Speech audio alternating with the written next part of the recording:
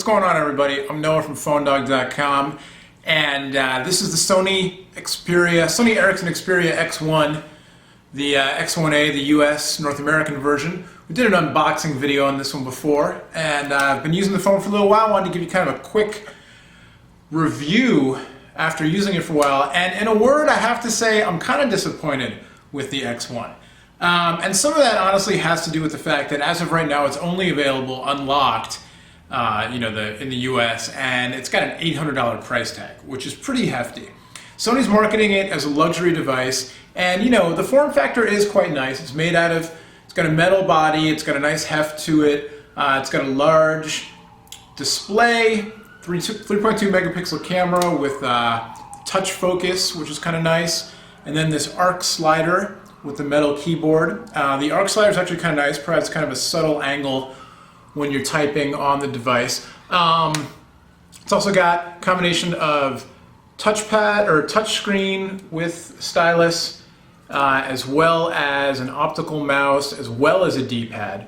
But after using the phone for a while, I have to say that and we'll get into detail on the device with this in a second, the whole Xperia X1 panels interface, interesting idea, has a long way to go to be really all that useful, I think.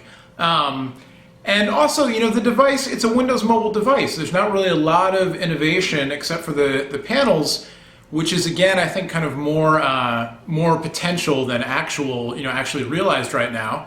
And it suffers from the same Windows mobile quirks and lags that lots of other Windows mobile phones do. And so when you're looking at this compared to something like the HTC Touch Pro or Fuse, which you can get on contract for as low as $299, $249 maybe, depending where you shop, and then you're looking at $800 for this. Even compared to the unlocked price for the HTCs, this is still a little bit more, and mostly what you're getting is a slightly different form factor, 3.5mm headphone jack, but that's not worth a couple $100. I don't know, I have to say I was hoping for a lot more, especially considering how long it's been since this phone was originally announced and demoed at the various trade shows. And now that it's out, I feel like it's a little bit underwhelming, or if it had come out in the spring and actually shipped then, it would have been more impressive. Anyway, let's get a closer look at the Xperia X1. All right, so we'll go first to the panels interface, which you can access via this hardware button down in the bottom left corner. And basically you've got 9 panels that you can set from available panels that you can download. And again, there aren't all that many available just yet. My review unit came with 7 pre-installed, and then I installed the Facebook and Cool Hunting panels as well from what was available. But basically, several of the panels are just kind of like, the one that we showed before, the Xperia panel, is just basically a home screen, Windows Mobile Today screen with a different background. So that's the main one. We'll go back. There's another version which gives you a little bit more flexibility in terms of RSS feeds, that kind of thing. But you can see when they load up, it's not an instantaneous thing. The phone has to then kind of wake up and connect to the data connection. I've actually been having some difficulty with this one, although it looks like it's going better now, with the data connection via AT&T, over their HSDPA network. I also used it with T-Mobile on the Edge network, and that worked fine, but obviously it's much slower. So you can configure your RSS feeds and weather widget, set the clock for where you are, all that kind of stuff. And it's nice, but it's not it's not all that much more than HTC's TouchFlow 3D offers. It's just a slightly different look, and so there are other panels available as well. The media player panel is pretty nice. It's the Sony Ericsson interface, which kind of plays off of both the Walkman series and the PSP interfaces. You can scroll and move around using the optical D-pad or the hardware D-pad. There's an optical mouse kind of in the middle of a traditional D-pad here. The D-pad's, it's a little bit funny to use because of the way it's laid out. It's so small, and the regular D-pad is kind of like a square made of ridges, and then the optical mouse is set, inset a little bit, kind of recessed a little bit inside of it, and it's pretty easy to accidentally trigger the optical D-pad. There are settings you can use though to change the way that the D-pad works and kind of adapt it to your style, but not the best industrial design there. Anyway, The interface for the media works nicely, and you can scroll through your videos and your music and everything else, and you can swipe to move back and forth in the menu hierarchy. So this panel is pretty nice. If we go back, show you the Facebook panel, which I downloaded, which is a free download. And this is pretty, it's interesting because this is pretty cool, but I'm going to log in. All right, so as I was saying, the Facebook panel for the X1 is really cool, although I don't know how useful it is if you're a hardcore Facebook user. If you've used, just the Facebook mobile site or the Facebook app for iPhone or BlackBerry, they're a little more geared towards, they're kind of more utilitarian in terms of easily being able to get through your different options for messaging with friends or checking your status feed, updating your own status, reading their posted items, that kind of thing. The panel for X1 takes a different tack, and it's very visual, and so there I am in the middle, and then these are all different people who I'm friends with, and you can see them by their icons, by their avatars, their Facebook photos, which is pretty cool. And then if you want to know what one of them is up to, you tap on them, and then you get their status feed update. So that's pretty neat, and then you can click through, and then you get to this kind of more traditional menu.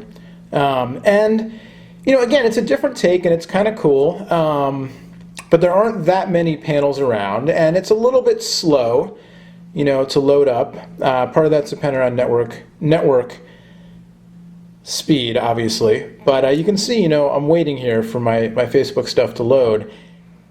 And so the screen is small enough, physically, with all these different buttons and everything going on, that there's not a whole lot of room for the actual information in the middle. So, it's an interesting take here, but I don't know, nothing groundbreaking, but kind of cool. The main screen with the bubbles floating around is kind of interesting.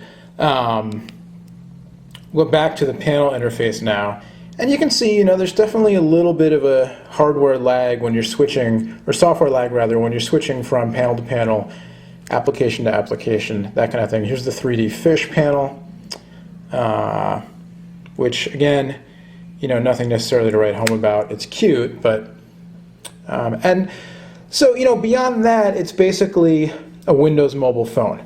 So you've got your start menu, and it's got GPS, it's got multiband 3G, it's got Wi-Fi, it's got Office Mobile built in.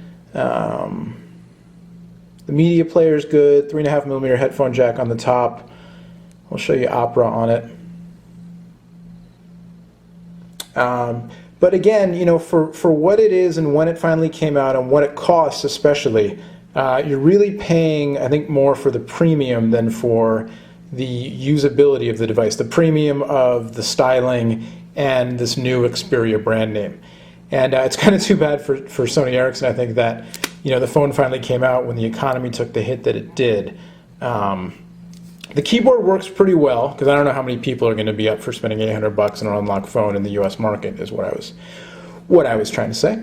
The keyboard is pretty nice. It's a little bit flush mounted, but it's nice and big. The keys are staggered, nice big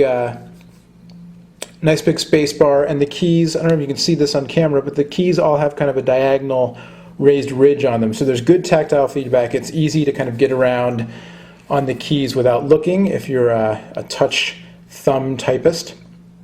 So we'll load up the phone dog page, and again, the arc slider puts the screen at a little bit of an angle relative to the keypad, which makes it a little easier to view. And then there's a nice ridge depending on how you hold your phone. I like to hold it with my two index fingers kind of resting behind the screen, with the screen resting on them, and it's very comfortable. And it's definitely a little bit thinner of a profile than another HTC built phone like the Touch Pro or Fuse. So it's a little more pocketable, I think. It's longer, but thinner, which is kind of nice. So here's Opera Mobile on the device, and my page is still loading there, but you can see it works well. I can scroll with the optical mouse, or I can grab the screen and move around. Works quite nicely.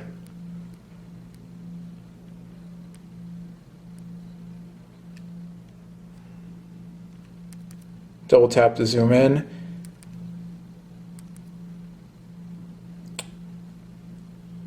and then close the phone to rotate.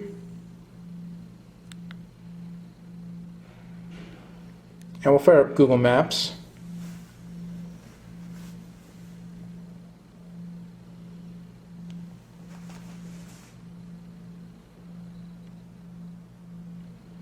And so that works pretty well as well. It's pretty quick. You know, the performance of the phone is fine.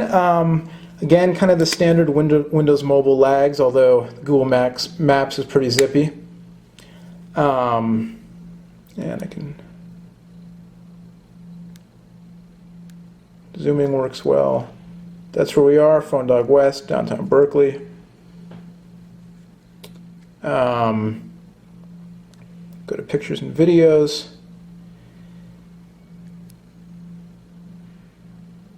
And here's the camera interface. And so, as I mentioned, it's got this touch focus thing where I'll put a few things out. And I can choose, as I'm taking a picture here, if I want to focus on the cable or the manual there. So, you know, it works for Sony Ericsson camera phones have always had pretty good cameras. Megapixel count is only 3.2 megapixels, but the image quality is pretty good. And there's an LED flash. And, you know, I honestly think that the megapixel count is a little bit overrated unless you're really planning to print all of your photos out in a large format, because mostly what people do is they take a picture and they upload it or they send it on picture messaging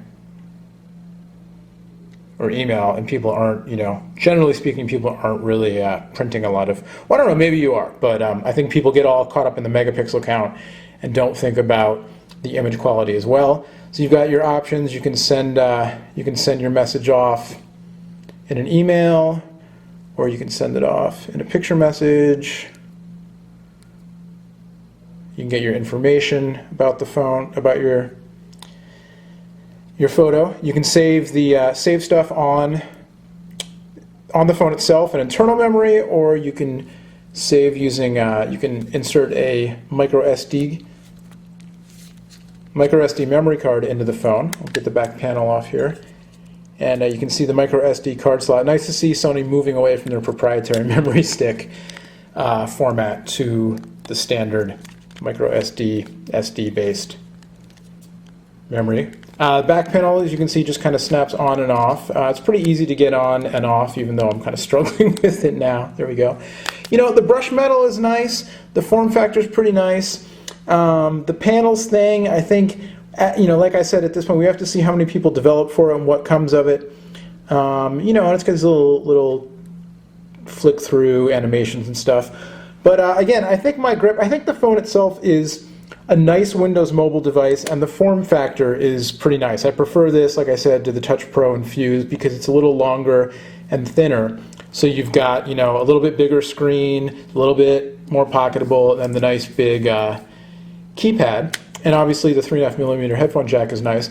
But, you know, I think if this phone had come out six or so months ago, and it was, I mean, even an unlocked price like $600 would be more in line, you know, a couple $100 cheaper would be more in line with what Nokia is charging for their high-end flagship phones.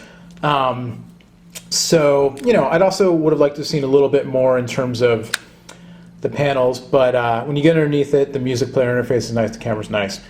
So there you go. You know, all in all, I think if you're willing to pay for it and you want Windows Mobile, it's a good device, but it's not the groundbreaking new Sony Ericsson phone that, frankly, I think we were all hoping for when it was first announced way back when, earlier this year. So there you go. I'm kind of lukewarm on the Xperia X1, but definitely worth checking out if you're in the mood for a luxurious Windows Mobile phone with pretty good multimedia capabilities. There you go. It's the Xperia X1 from Sony Ericsson. I'm Noah from PhoneDog.com. Much more on this phone and all the other new Windows Mobile phones over on PhoneDog.com. We'll see you next time. Bye-bye.